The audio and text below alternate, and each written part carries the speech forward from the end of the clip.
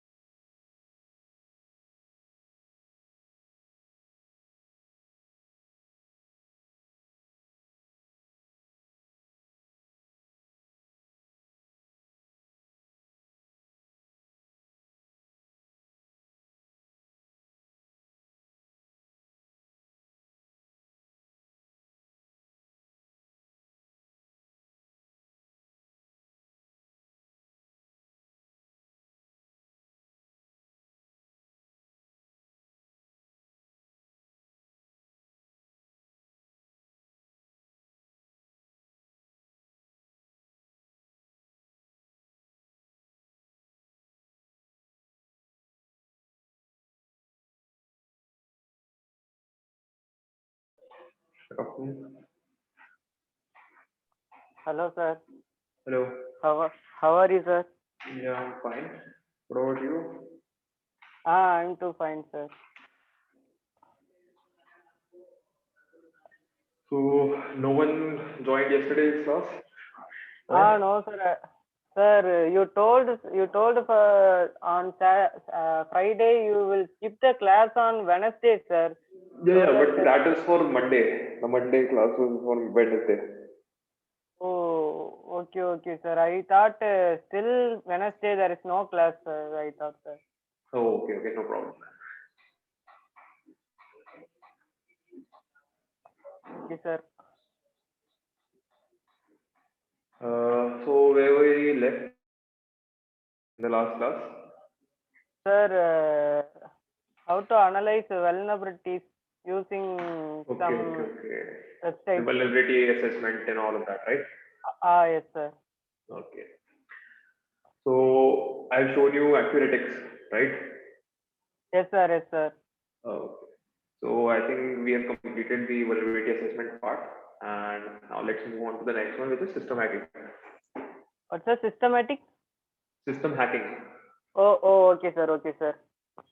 Okay, just a second. Let me just start recording. Okay. Okay, sir. So just a second.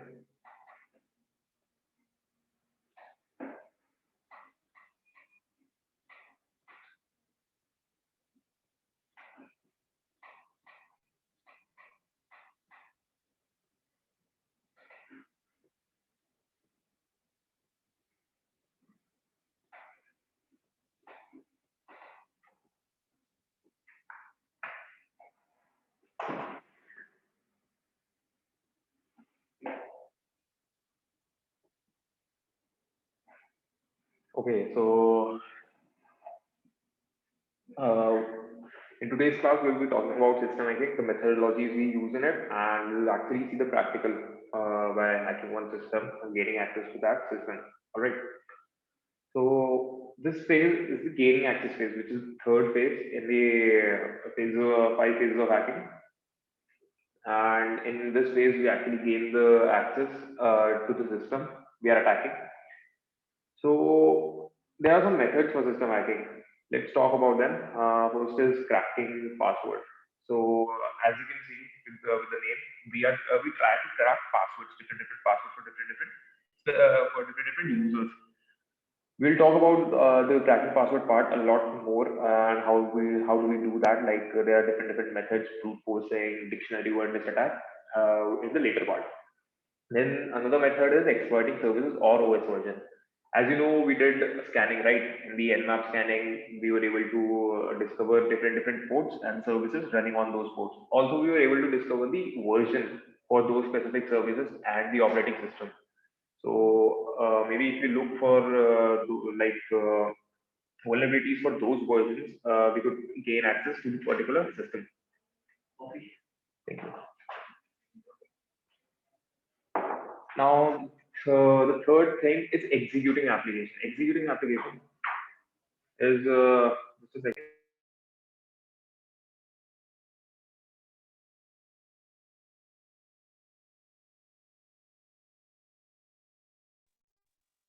Uh, Yeah, I'm just coming. Sorry for that. Hello. Yes, yes. Can you hear me? Hello. I'm audible. Hello.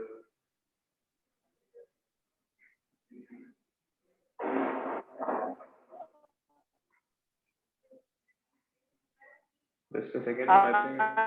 Yes, sir, I can hear you. Yeah, but your voice is breaking in between. Your voice is not clear.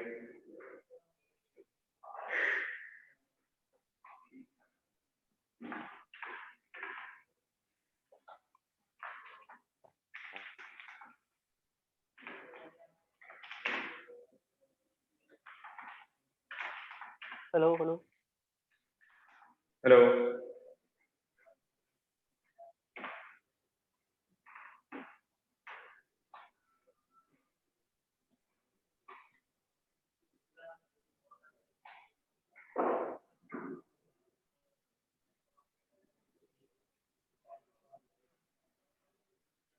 Sir, if voice is starting.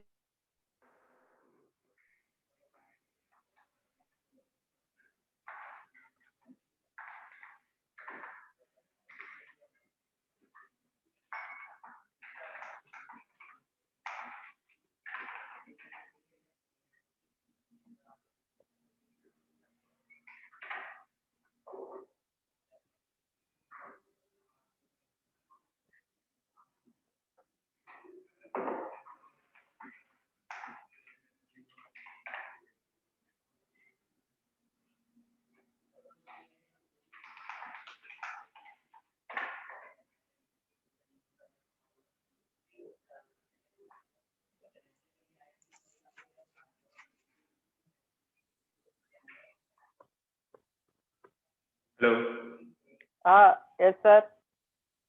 Okay, okay. Now I can hear you. Yeah. Okay, sir. So where were we? We were on the executing applications part, right? So what happens in this method? We actually execute one application. We create a malicious program. We can call it virus, we can call it malware or anything, and we execute that specific program in the victim's computer so that we can gain the access of their system. So next we'll talk about the password cracking. So what is password cracking? Password cracking is the method for extracting the password to gain authorized access to the target system, like a legitimate user. So as you know, there are like three type of authentication factors which are now are used most commonly nowadays. The first one is from the start, which is username and password. It's like we are using this type of password from very old times. So in this authentication, we just have to enter our username and the password, and then we are able to see our data.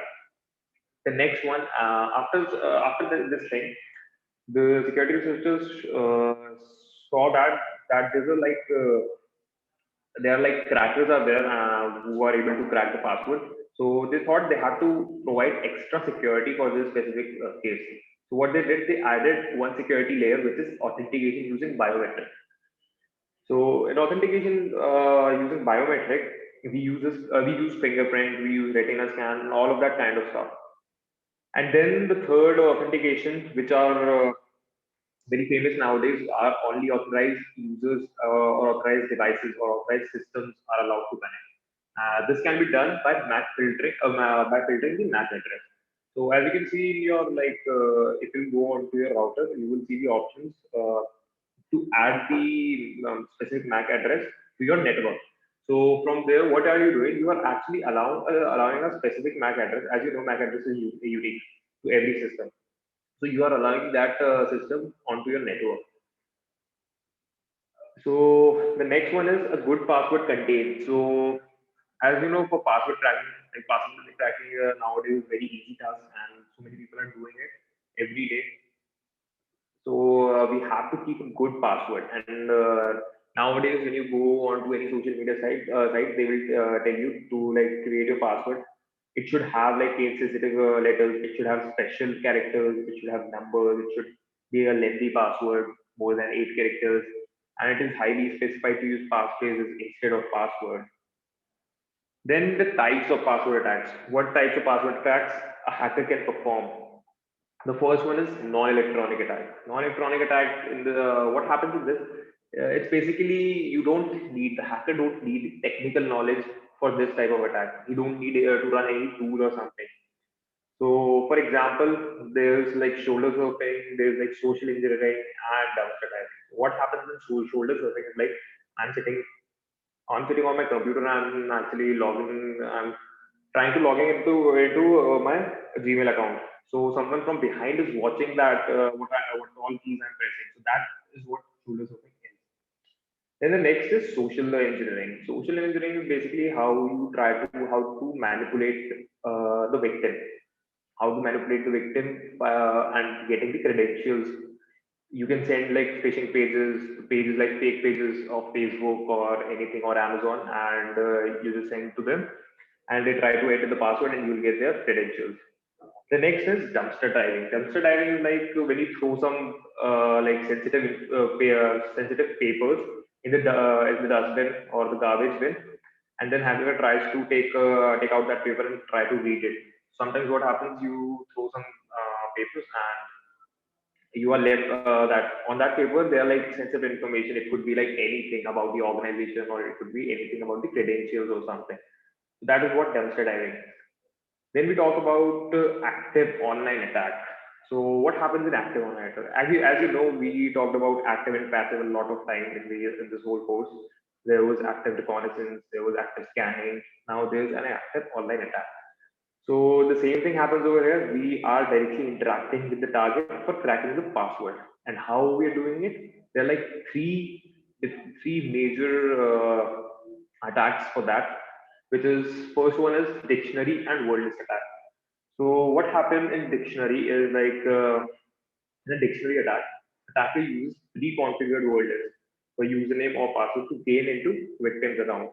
I think in the scanning phase, we have seen like we used an nmap script to try to do the dictionary attack on the SSH, right? We were trying different combination of some common username and some common password. So that is what dictionary attack is.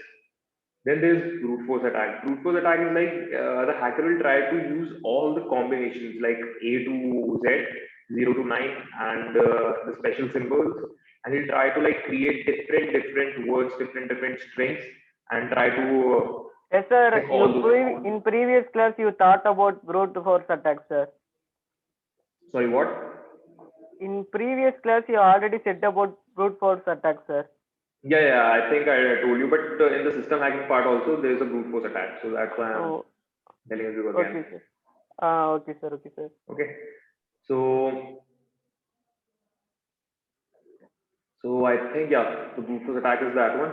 He will try to create the different combinations, and he will try every combination possible on the password key. Then there is hash detection. So as you know, you log in into your Windows, or you log in into your Linux, or you log in into your Mac. So and what happens is like when you're logging in, it actually takes username and password. So it might be authenticating that username and password with some file, right? Some file might be stored with your credentials in your system, right? So what are these files? In Windows, we call it SAM file, and it is stored in system32 config SAM. Just a second. Then in Linux, it is a shadow file, and it is stored in etc shadow. So if I will show you, just a second, let me show the files.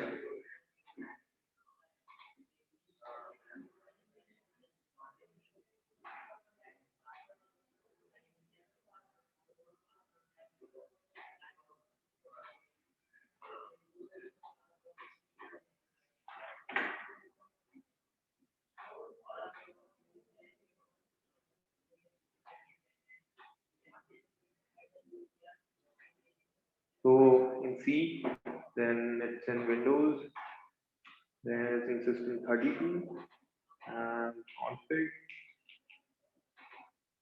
and then you can see this SAM file. This SAM file consists your username and password for your Windows system. And you cannot actually open it because it's running in the background, and you cannot even copy it for the security reasons. The Windows have its own security reasons, so you cannot even copy this file. But there's a method to crack this file, and that method is, I'll tell you what. And your credentials in this file is not stored in plain text, it is stored in a hash form. Hash is like encrypted, or you can say encrypted form, and you have to like decode that hash and get the correct credentials. Just a second, let me show you the Linux one.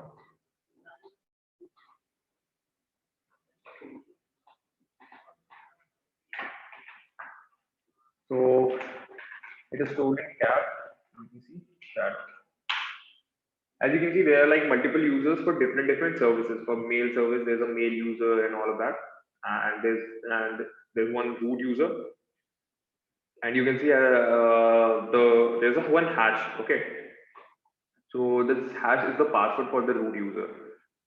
And if you go down, you can see there are like more users are there. The one is the Kali one, which is the default user, and as you know, this is the hash for the Kali.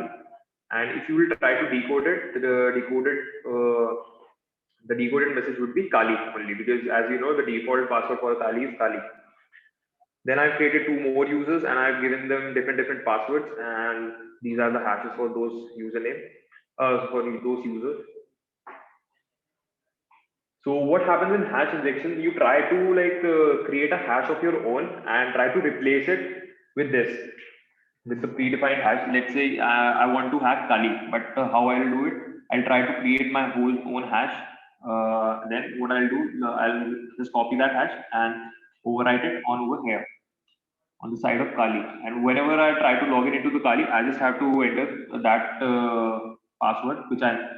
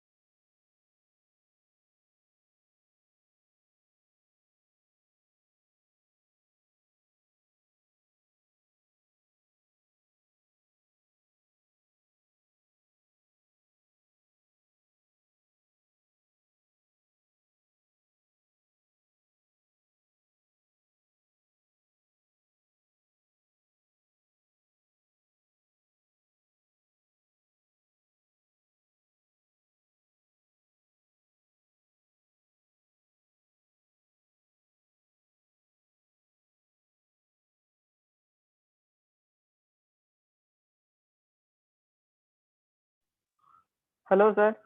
Yes, you were disconnected. Yes, sir. Sorry, sir. Sorry about this, No, sir. no I problem. lost my internet connection, sir. It's okay.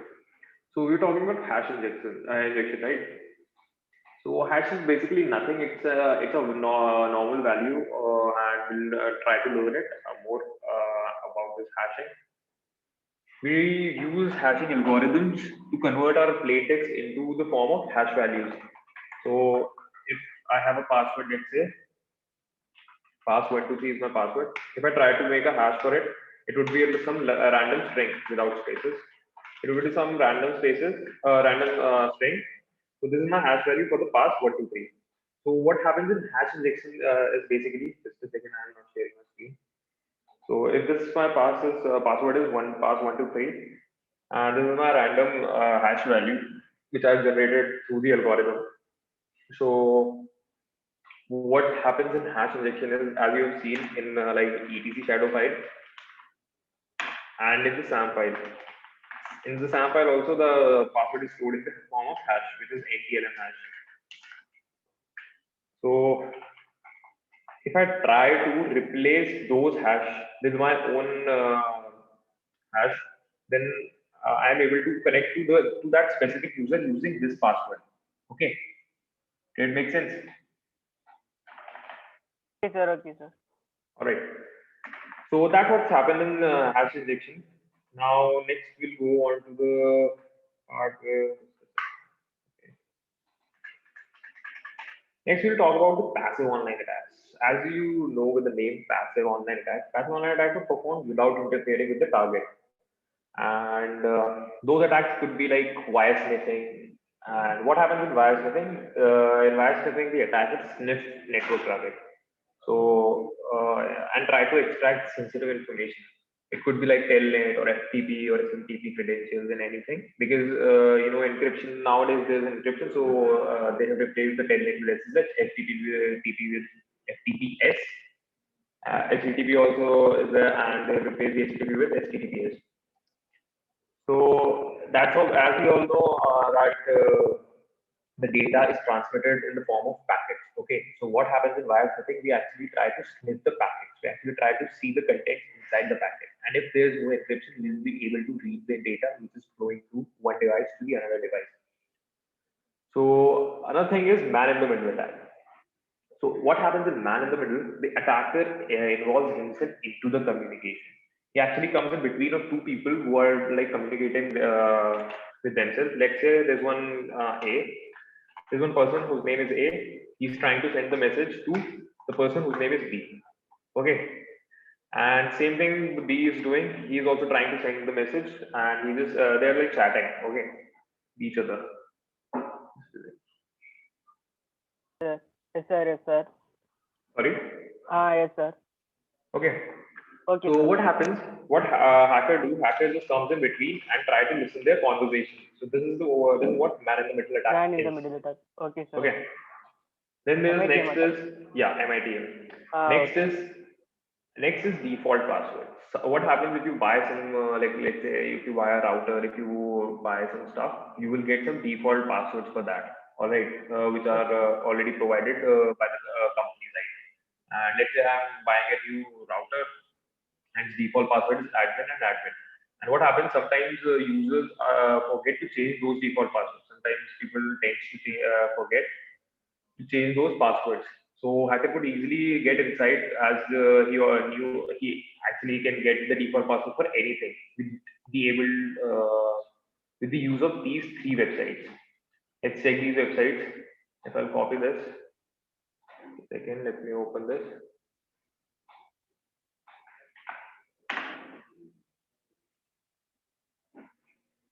Let me share the screen. Yes, sir. And you can go on to the default password DB, and let's say I'm buying a D-Link router, right? Yes, sir. And there's like the D-Link router. This website has already provided the user ID and the password for each model for the D-Link router. If I'm buying a 604, it's admin and the password is none. If I'm buying DL624, it's admin and the password is none. And you can see all the things: hubs and switches, routers, DSL, D66, DSL router, DCS 2121. The passwords are already given. Yes, sir. So these are all the default passwords people forget to change. So that's how we can get into the system. Now, on to the next part.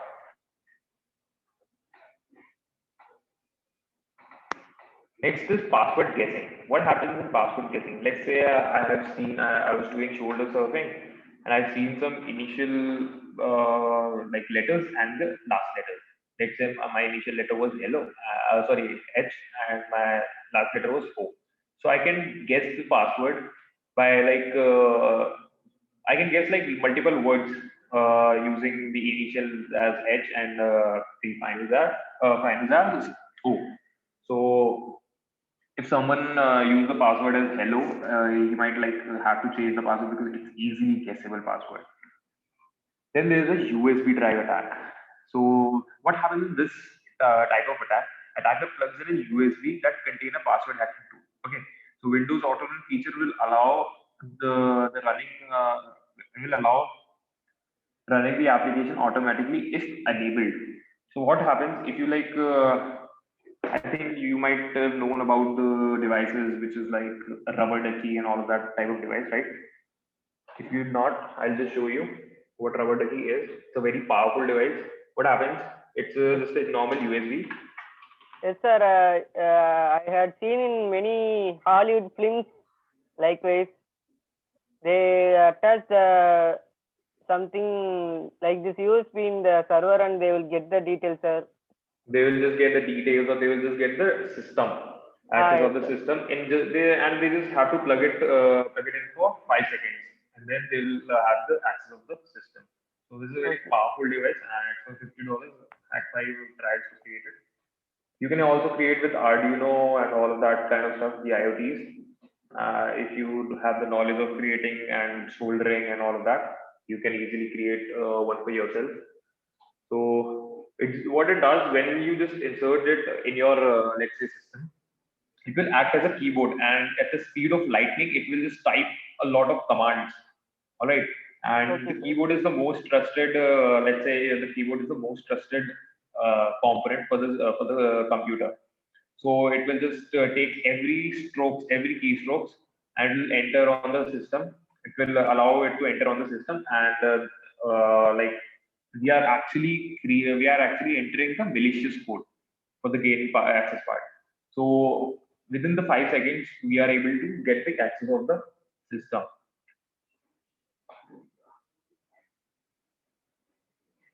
Then on to the next part.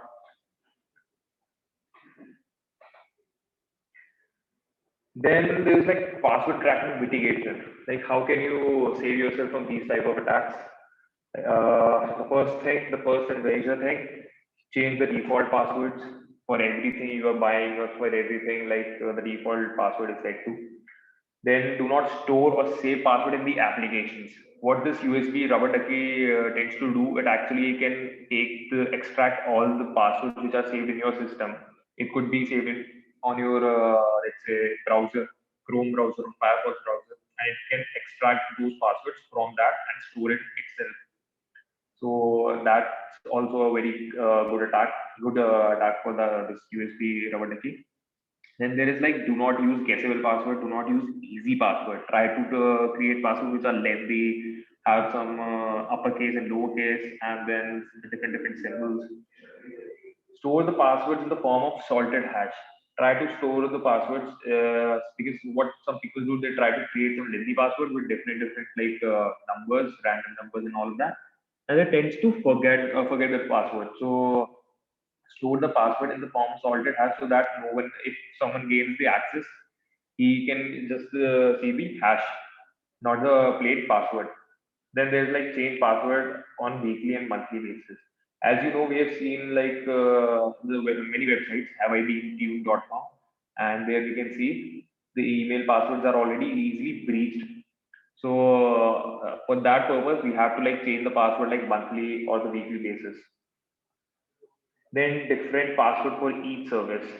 You don't have to use the same password everywhere for your personal account, for your normal account, for your fake accounts, and all of that. You have to use different passwords for different services and different accounts.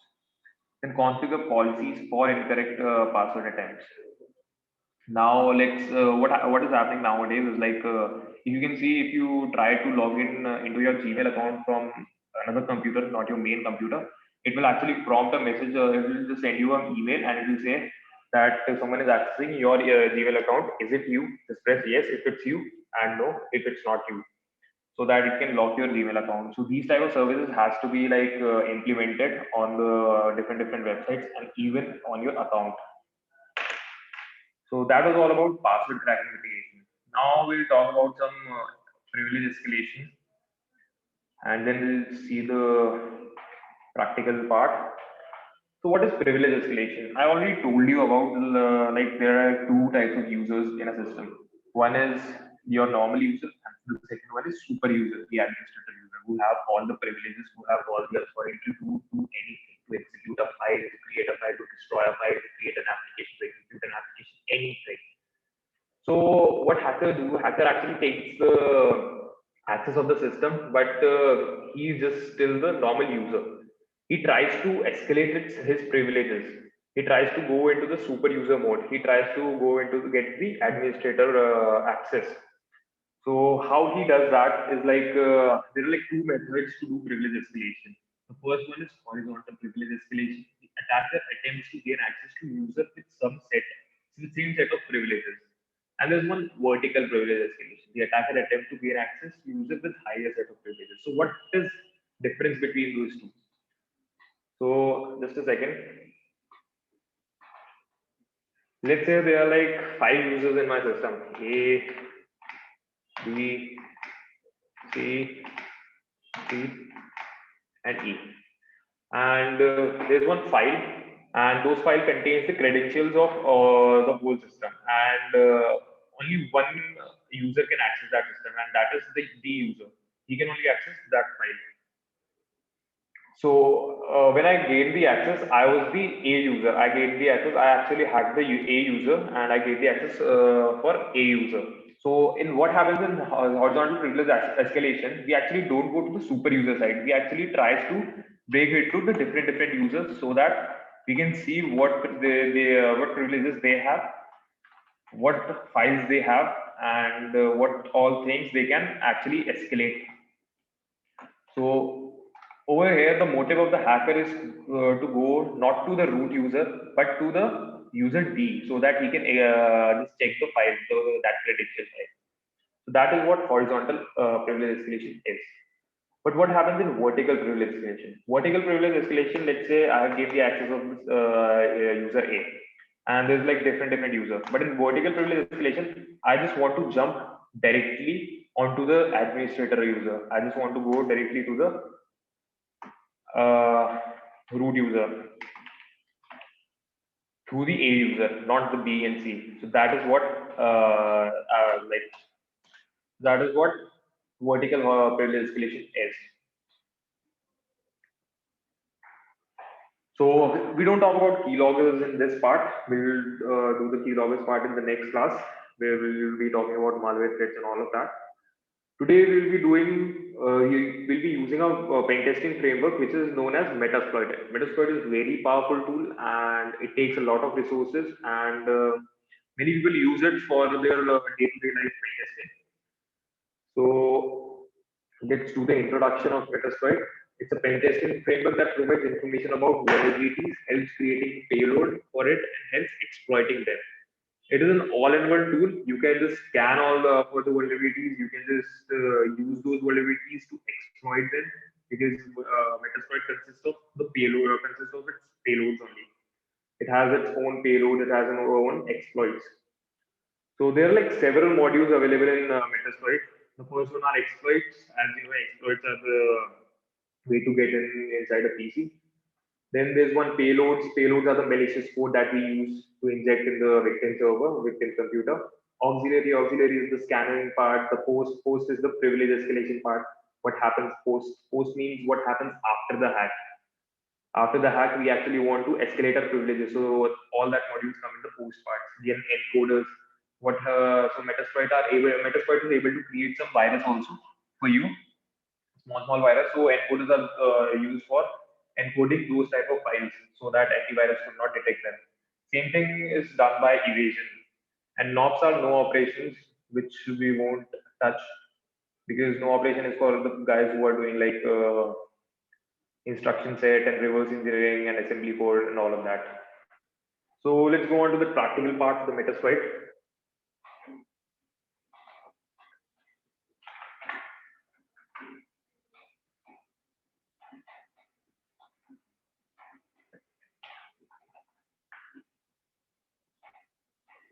Let me open Firefox.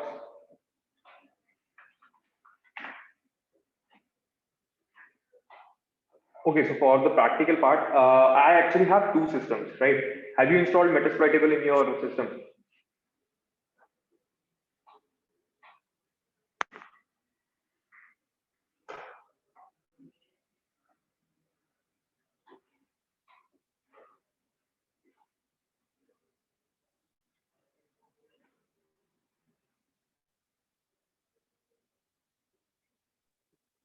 Shweta, have you installed Metasploitable in your system? No, sir, I didn't, sir. Okay, you did not. No, sir. So how are you like using the commands and all of that? How are you practicing the commands and all? Sir, I didn't start to practice, sir. I still didn't install Kali Linux, sir. Why you didn't install Kali Linux?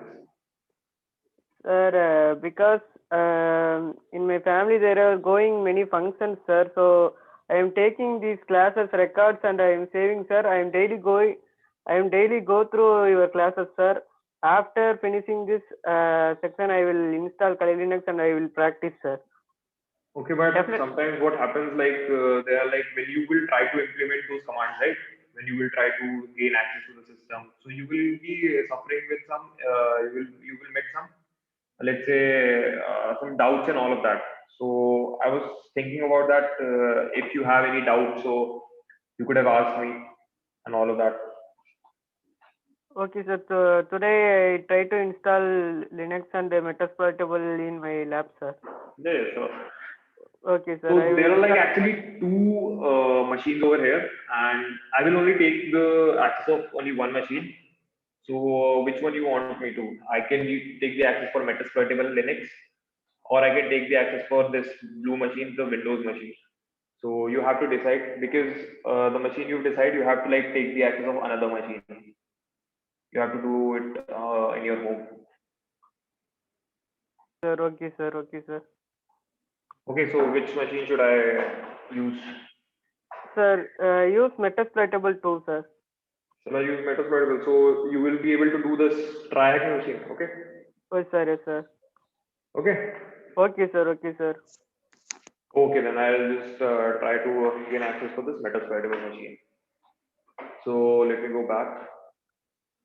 So we'll be using Metasploit for this specific technique now for the specific gaining access part. So Metasploit is already pre-installed in your Kali system. Yes, sir. Metasploit will pre-install in Kali Linux. Yes, sir. I Yeah. know, sir. And if you want to start the Metasploit, you have a command msf console. Yes, sir. Yes. So it will take like a little bit of time to start the framework. Yes, sir. Already in my previous laptop, I installed Kali Linux, sir. That time I used Metasploit, sir. Oh, you have practiced it before the Metasploit Yes, sir. and all that. Okay. Yes, sir. Before don't have the knowledge of this course. I tried. I have searched many things about Linux and Metasploit in YouTube and Google, sir. That time I tried in my previous then, laptop. yeah, then it's okay. So as you can see, I have opened my Metasploit console and this is NSF6 and over here I can just input my commands. Okay. So if you don't know any commands, you just have to like do this question mark. You have to just use the question mark letter and then press enter, and you can see easily all the commands you can use and what all things are there in the Metasploit. You can easily see this. Even they've given the things like ranges are there, like several IPVs and all of that, and they've even given the examples for the specific thing. So As we're going to attack on our Metasploitable 2 machine, we first need to nmap, because the scanning is the main part, reconnaissance and scanning. So what we're gonna do is like, let's nmap, and let me check DB-nmap first. Database is not set.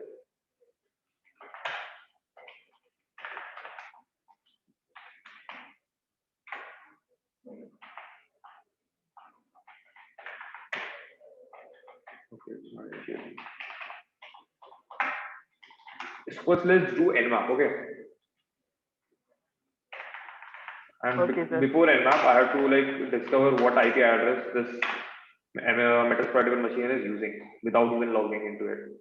So let me do the network discover scan, and as you can see, there is one VMware incorporation machine which is having the IP address of .48, and this is our Metasploitable machine.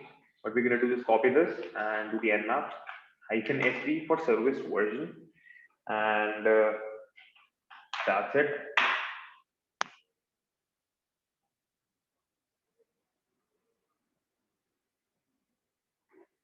Let me open another terminal by that time.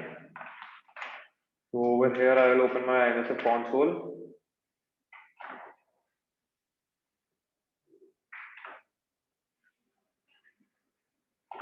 Okay.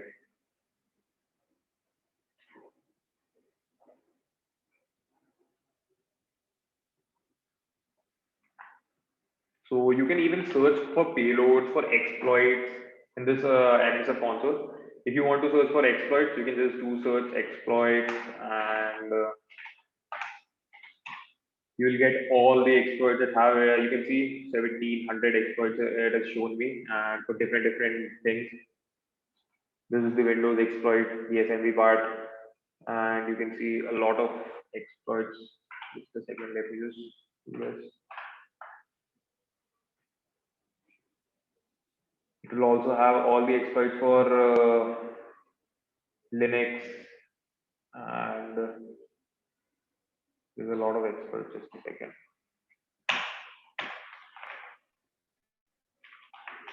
You can search for Linux also, Linux systems. Over here, you can see the post module, the payload for Linux system, and all of that thing. You can even see the exploits for Linux systems.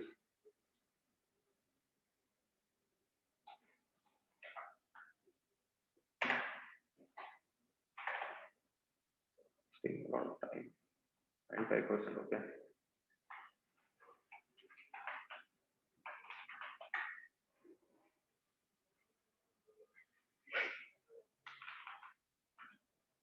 You can search for auxiliary,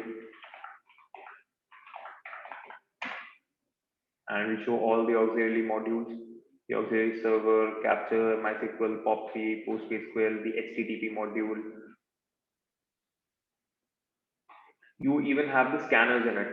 So Metasploitable, using Metasploiter, you can even scan for ports also. You can even scan for services also. You can even scan for vulnerabilities also. So let me get the nmap result. It's taking a lot of time. Still 95.65%.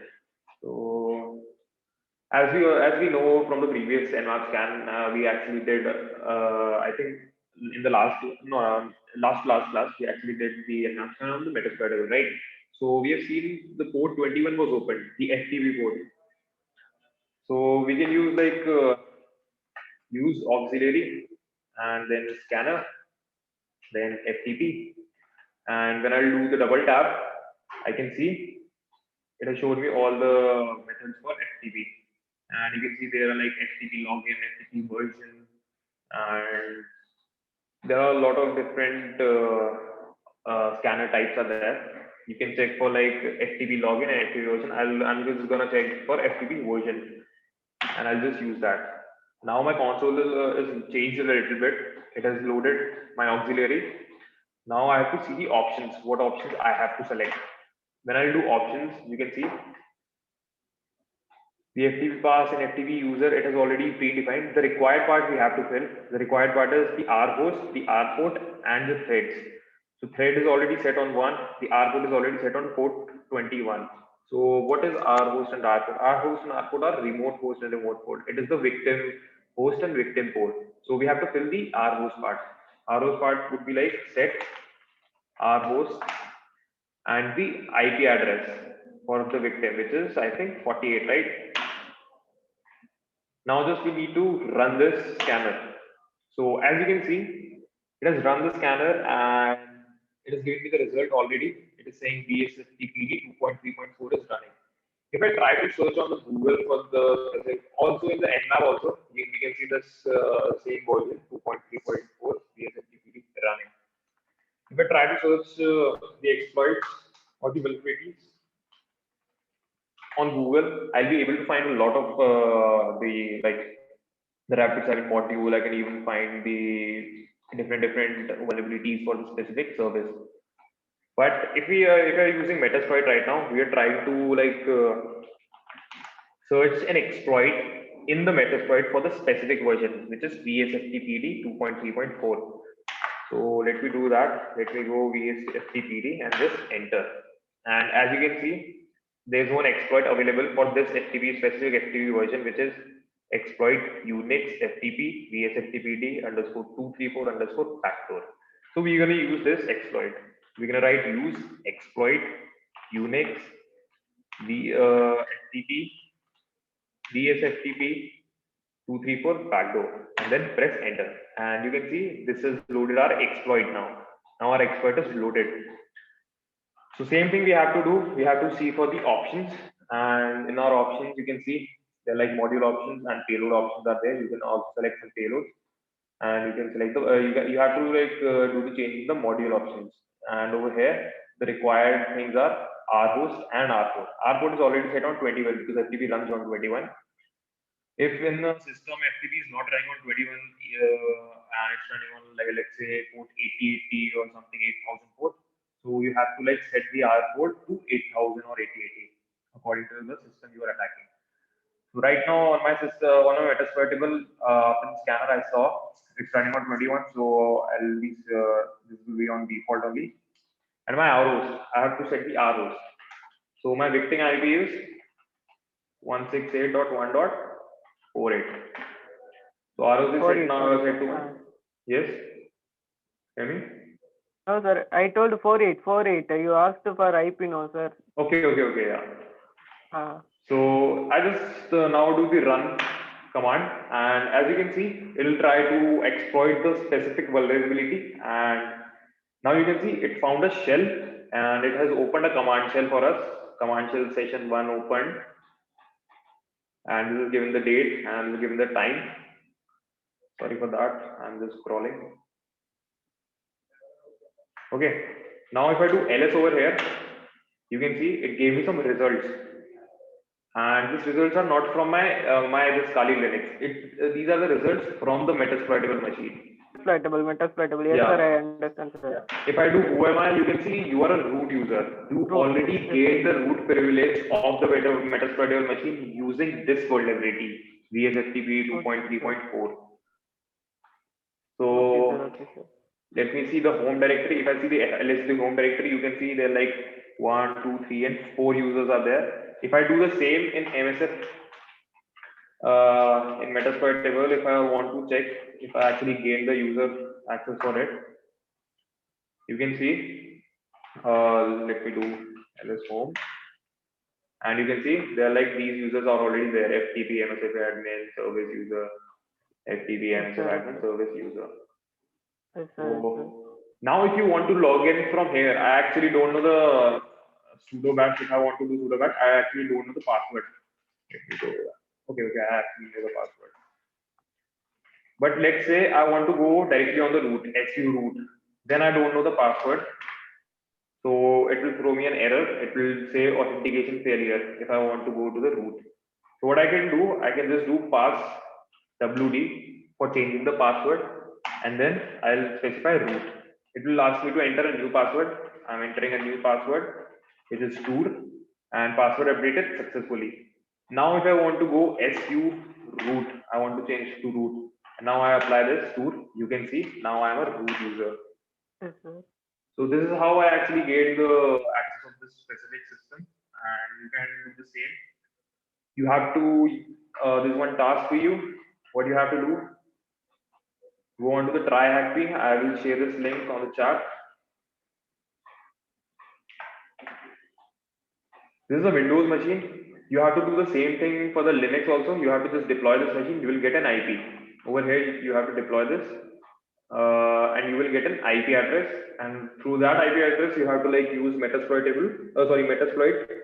to run the exploits and gain the access. Okay, sir. Okay, sir. So, any doubt on today's session? No, sir. No, sir. It's all clear, sir. Okay, Already I so- have the knowledge about Metasploit, sir. So Okay. through your thoughts, I can understand, sir. All right. So in the next session, we'll be talking about keyloggers. We'll be talking about RATs, remote administration tools. We'll be talking about virus and malware and all of that. Okay. Yes, sir. Okay, sir. Okay, sir. So that was all for today's class, and I'll share the notes and the recording. Okay, sir. I'll send the recording and the notes in the same Google link Group. which I've already given. Okay, yes, sir. Okay, sir. Okay. So. Okay, sir. Okay, sir. Okay. So we'll meet you in the next class, which is tomorrow. Okay, sir. How many classes still there are, sir? There are like, I think it's the 6 modules, right? There are like 14 more classes are there, 14, 15, 16 more classes. Okay, sir. Okay, sir. 15 or 16, all right. Okay, sir. Okay, so thank you for joining. Thank you, sir. Thank you, sir. Okay, bye.